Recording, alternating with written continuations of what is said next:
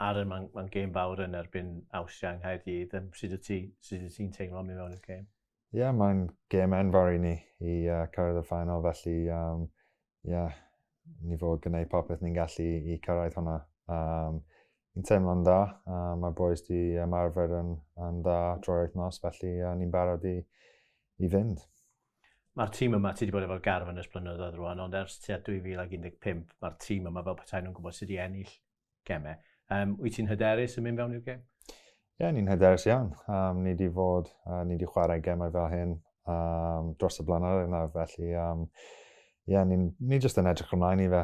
Ni yn y gartref o flaen eu cefnogwyr i ni, felly gobeithio bod ni'n gallu dathlu ar y noson. Ti wedi chwarae yn rownd y terfynol pencampwriaeth Ewrop yn Ffrainc 2016, blwyddyn diwetha, pen oeddwn ni yn Bacw ar Eidal. Ti heb chwarae yng Nghwpan y Byd yn y rownd ar ôl. Pa mor bwysig ydy hynny i ti? Ie, mae'n bwysig iawn.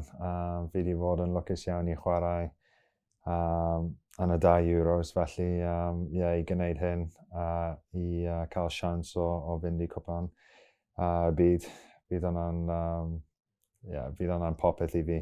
Fod yn fi wedi gwneud popeth wedyn, felly i fi, i'r cefnogwyr, i'r gyd o'r tîm, mae hyn yn enfawr i ni i trio cyrraedd hwnna.